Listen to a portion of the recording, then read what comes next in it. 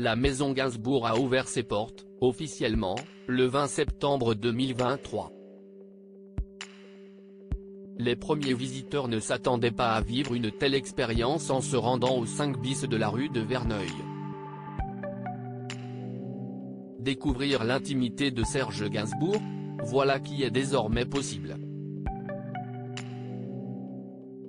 Son hôtel particulier, qui n'a pas bougé d'un centimètre depuis sa mort survenue le 2 mars 1991, est devenu un véritable musée.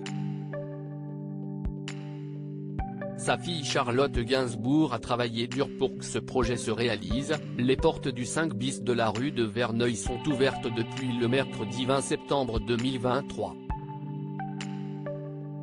Une annexe truffée d'archives vient compléter la visite, juste à côté, au numéro 14. Évidemment, les places sont limitées et tous les tickets mis en vente pour l'année 2023 se sont arrachés comme des petits pains.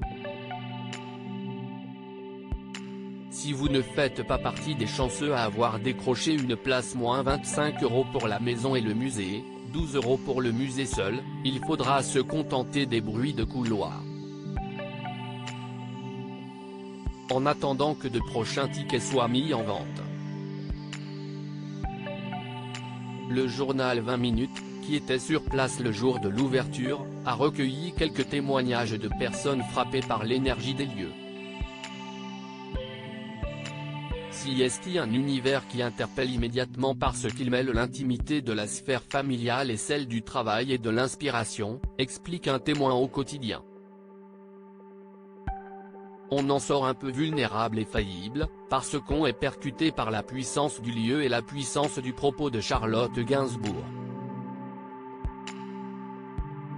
CST, une mise en abîme très forte. La maison Gainsbourg ouvre ses portes 32 ans après la mort du chanteur. Elle se compose de 6 pièces relativement sombres, contenant l'impressionnante collection de Serge Gainsbourg.